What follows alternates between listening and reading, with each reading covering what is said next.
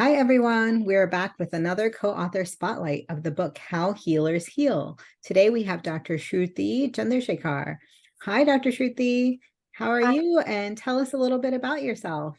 Hi, thank you for having me. It's such a pleasure to be a part of this group, and I'm so excited that my chapter is getting published. I am Shruthi Chandrashekhar. I am from India, South India, and I moved to America like almost 20 years back. I've been practicing medicine for a really long time, but last few years I'm focusing on obesity medicine and lifestyle medicine. I'm also a mom of two boys, so it's life can get a little crazy. For self-care and for fun, I love cooking now. After especially learning about lifestyle medicine, because before I used to didn't know what to cook. Now I enjoy cooking, and I love hiking, and I spending more time in nature, and love movies and shows. Um, yeah, that's me.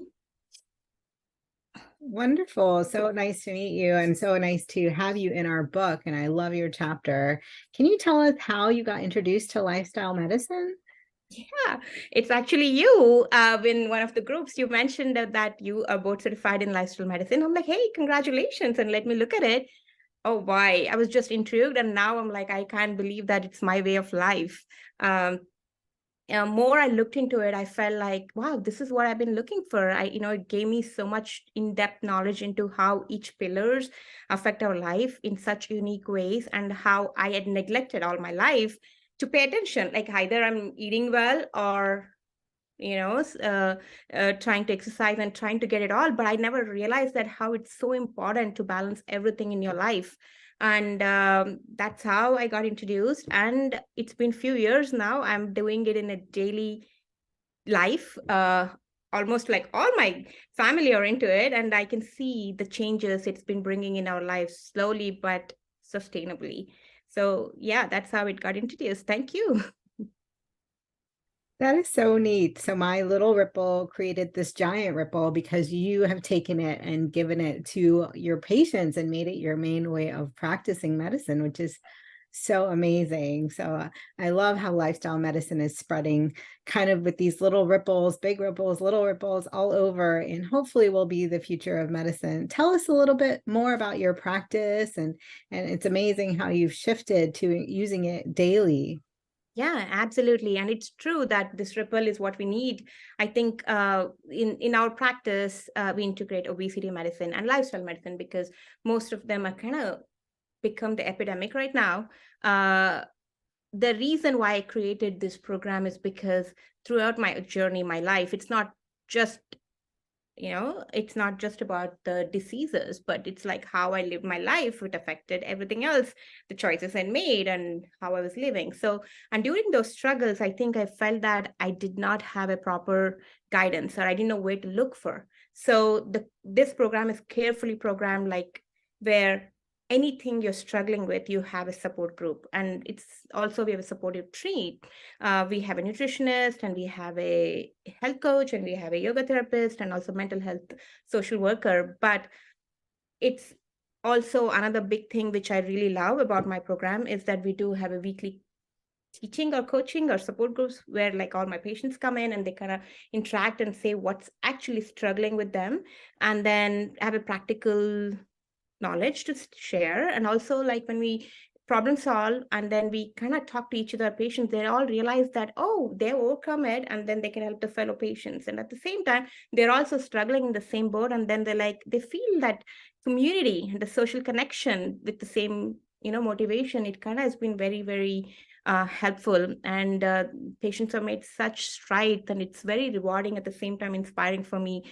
Like I've had like young adults like 18, 20 learning to undo what they've done all these years, and also have somebody who is in the other spectrum of really old age, who really want to live longer for whatever reasons they're right now struggling, and they're all making changes. And it's been like 5, 6 months, they're like so much into it. It gives me so much happiness and fulfillment daily. That's amazing. I love it. And I think lifestyle medicine really does lend itself to this group coaching model that you're talking about and you're implementing every week in your practice, because it builds communities around that too. That's so neat. Yeah. Yeah. Go ahead. Sorry, it's so important to have this community and that connection, which is the main part of a pillar. Sometimes we do think that the connection which we have, of course, it's there, but this particular journey, when you have that stronger connection, I think it makes it more deeper and worthwhile. Wow. Well, keep doing all the work you're doing. Let's switch gears a little bit to talking about this book, How Healers Heal. Why do you think your patients should read this book, and why should other healthcare professionals, doctors, dietitians, etc., nurse practitioners read this book? Absolutely. I think each person's journey is so unique and each one is so inspiring. And it also, I feel that it's humbling to know that even doctors struggle the same way as the rest of the world. And knowing and learning and their journey is very, again, humbling is the word I use, because before we think that, oh, doctors know everything or this person know everything, what to do and what not to do. But still, when you see that struggle and then learning and changing the ways for the betterment of their health is extremely inspiring, I feel. And I think each person has brought in so much of their unique rawness of their life struggles and also how things have changed is very inspiring. Yeah. There are just amazing chapters, including yours in this book. Thank you. If someone wants to start implementing lifestyle changes today, just being inspired by you and the book, well, what could you tell them as your number one tip for taking care of yourself, self-care, or for them starting out on their own lifestyle journey? Absolutely. I think when I started, I actually want to want to reference to one of the friend who is also one of the lifestyle medicine doctors, but she has this blog which has so much of information about Indian cooking. Her name is Sirisha, and then when I saw it first, I got so overwhelmed. I'm like, oh my God, it's so much good out there. I don't know how to implement into my lifestyle. Then I think one of the advice she gives, like, let's start one meal at a time. And then I think the biggest tip is to start small and something which is very similar to what you're living than like making a drastic change where it feels like everything is changed. So for me, I am an Indian and I've grown up with eating Indian food. For me to be in a diet before, it was like salad and everything, but I kind of had everything to Indian twist now, so which is more like unique to my taste, and it's also acceptable for my body and also for my taste buds. So I started slow with that in nutrition, and for exercise has always been a difficult part for my life because either like I used to work in different shifts before, or there was no proper consistent model I would have. Now that I know why it's so important, and I know how even though I'm struggling with time, even taking some time to spend time in physical exercise, I have modified the way I live. Like my weekends, I'm looking forward to do hiking and biking, and weekdays, like during my lunch breaks, I take like tiny breaks out to get sunlight, and then post meal workout, just walk. It kind of like, hey, do you want, with my dietitian, like, hey, do you want to take a walk or something simple? It actually gives me energy throughout the day. So you feel like doing it more and more. And also another thing I've seen it, like when you're having a stressful day and then you're like, oh my God, I really don't have time for, to squeeze in exercise. I do just walk or even sit outside, doing some mindfulness, being present. It actually rejuvenates me. Then I'm like, hey, I'm not having such a bad day. So for me, what I would say more like start slow, do something which goes with your own way of living life rather than drastic changes. And I think also seeing it in a way of making sustainable changes rather than drastic changes help me. And also integrating your family life so that you're not constantly trying to do different things for family and yourself. So getting everybody on board in my family helped me a lot. So that's one thing which I feel was helpful. And also I think I started seeing the difference I started feeling in me, like also the way I was eating, and after I felt after following certain nutrition plan, and then the sleep part and the stress part, everything started feeling like, oh, much better. Like I don't know how to say that, like there was a moment, or it was just the way I started feeling it and more you feel it, you want to do it more and more. So I think that's the easy part, to keep doing the things which are very positive for you. And there are days I still struggle. There are days I do fall back to my old ways, but I'm like, hey, let me get back. And once I get back, it's so much easier, like than before. Before it would probably take a couple of days now, or a couple of weeks to integrate back. But now it's like a day or two, it's a switch. I keep looking forward to start able to do what I need to do so that it's easy. I agree with you. It is always, those are such great tips. I hope people write those tips down. But there's a ripple effects, right? Positive ripple effects and negative ripple effects. And you're describing kind of even a positive domino, which I hadn't thought about before in terms of lifestyle medicine. But if you add one and then slowly add one and add one, it will build up to this just spectacular event. And thank you for that. Yeah, it's Is there, very go ahead. very nice that we all enjoy a bowl of strawberry versus ice cream now in more wonderful looking forward way than that, like going an ice cream trip. So I like that. Yeah, we do make some changes in traveling to, like, pack snacks which are like, help you throughout the day rather than eat in the fast food. So preparation also helps.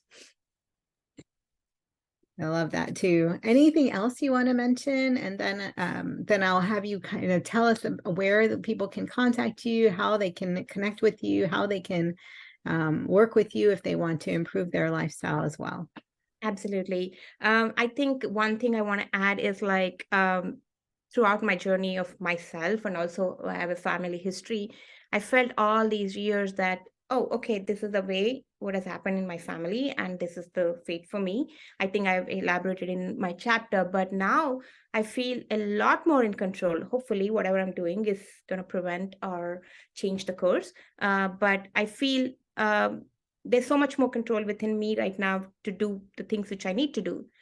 Before, when I grew up, especially a lot of Asian women who have polycystic ovaries, which is extremely high in Asia. At least when I was growing up in my med school, we had all these great doctors, but we didn't have enough plans of what to do with people other than simple birth control, or like, hey, this is all we can do when you need to get pregnant.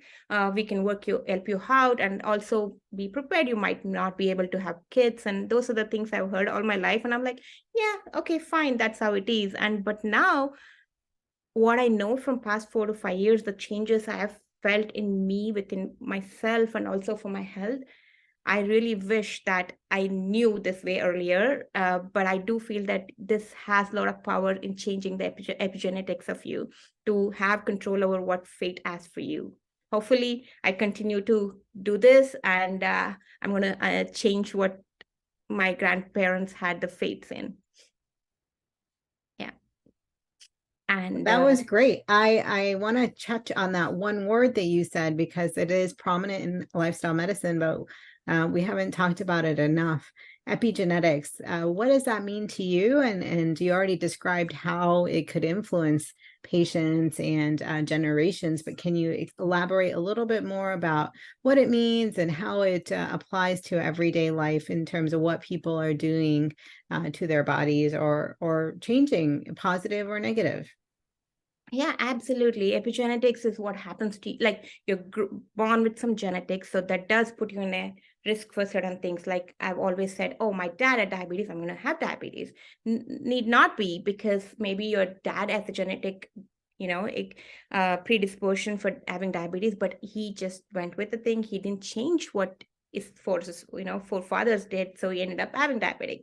But with this epigenetics, what you do and what you're exposed to, and how each thing affects you, you can change that path for yourself. So that's so important to know what are those factors and what you can do for yourself through nutrition. And also, like, as again, 6 pillars, it makes a huge difference. For example, like, there's so much talk about low carbs. There's so much talk about keto diet and so many things. How do you know what you're doing? That is actually changing your epigenetics by following certain nutrition. I'm just talking more of nutrition because it's easy, which everybody's interested in. But absolutely, by knowing exactly what you should be doing for your body, give you the control to change what has happened before and after. So it's just generally saying, you have a lot of more control. Thank you for that. I mean, there's so many examples. Those were wonderful examples. I think of sometimes patients who come in and they're like, oh, my so-and-so smoked till they were 80 and they didn't die of cancer. But epigenetics is being studied so much, and how these factors, nutrition you mentioned, but smoking and alcohol, they can turn on certain genes and turn off certain genes, and stopping smoking and all those things can affect how those are expressed in our body and whether we end up with cancer or not. I'm not going to get into details, but it's so important in the study of lifestyle medicine. Thank you for bringing that up to our conversation. How can we connect with you? How can a patient reach out to you and work with you? Do you work with patients virtually? Is it only locally? Where are you located? Yes, right now I'm in Richmond, Virginia. We have this really nice place called Zoe RVA where we work. It's integrated clinic, and currently I'm only in Richmond, Virginia. Hopefully, I can broaden out and I also do telemedicine here. But I've applied for a few licenses, so I should be able to see patients elsewhere in USA. And I do not have a personal social media page yet, but I do have my website as all the information where you can get in, and also we have a Facebook page where we constantly upload things, and my patients get to chat in the support group. So that's where all the information is right now, which is in the book, and it's called zoerva.com. Thank you so much, Dr. Chandrashekhar. So you are licensed in Virginia, so you can see telemedicine patients throughout the whole state of Virginia right now, and you're working on other licenses. That is so awesome. Thank you. Thank you. Everyone, check out Dr. Shruthi Chandrashekhar's chapter and our book, and I'll see you soon. Thank you, Dr. Pradhan. You helped me so much all throughout this journey, and I am very grateful that you're my friend. Thank you. Bye. Bye. Take care.